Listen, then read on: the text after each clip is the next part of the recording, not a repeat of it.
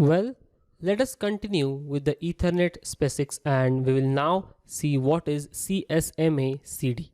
Well, have you heard of CSMA CD or have you heard any of your professors or friends saying CSMA CD and you don't know what the full form means? Well, I'm here to answer all your questions and I'm going to explain all these terms in a very simple language.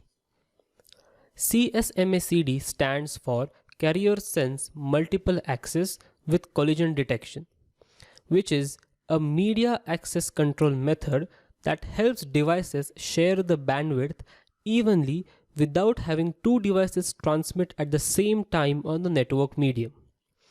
Now, CSMA CD was created to overcome the problem of those collisions that occur when packets are transmitted simultaneously from different hosts.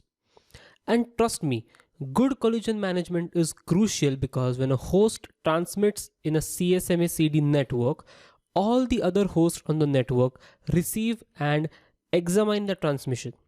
Only bridges, switches and routers, but not hubs. Okay, but not hubs can effectively prevent a transmission from propagating throughout the entire network. So how does the CSMA CD work? Let's start by taking a look at a figure on your screen where a collision has just occurred in this network.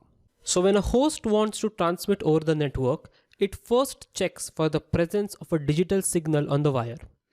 If all is clear, meaning that there is no other host which is transmitting, the original host will then proceed with its transmission.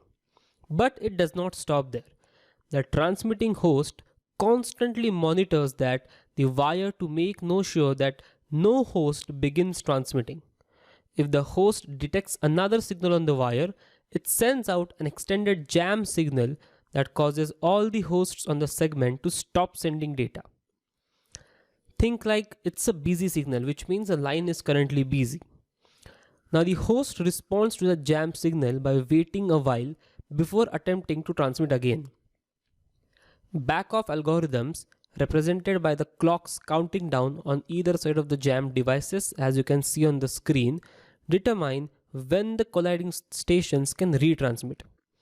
Now if collision keeps occurring after 15 tries, the host attempt to transmit when the timer will out. It's pretty clean. So you must have now a question, what happens when a collision occurs on Ethernet LAN? Well, let's have a look. First, a jam signal informs all the devices that a collision has occurred.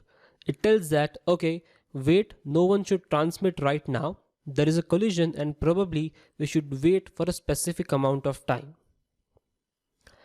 The collision invokes a random back-off algorithm. As I have told a couple of minutes ago, a back-off algorithm tells exactly a random time for a host to wait till it starts retransmitting the next frame.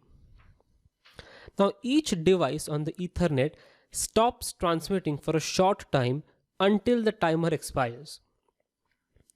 And finally, all the hosts have equal priority to transmit after the timers have expired.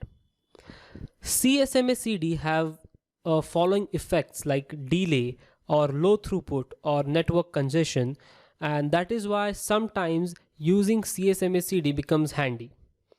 In the next lecture, I will talk about broadband, baseband and bit rates versus baud rate, which are key networking terms that you should understand.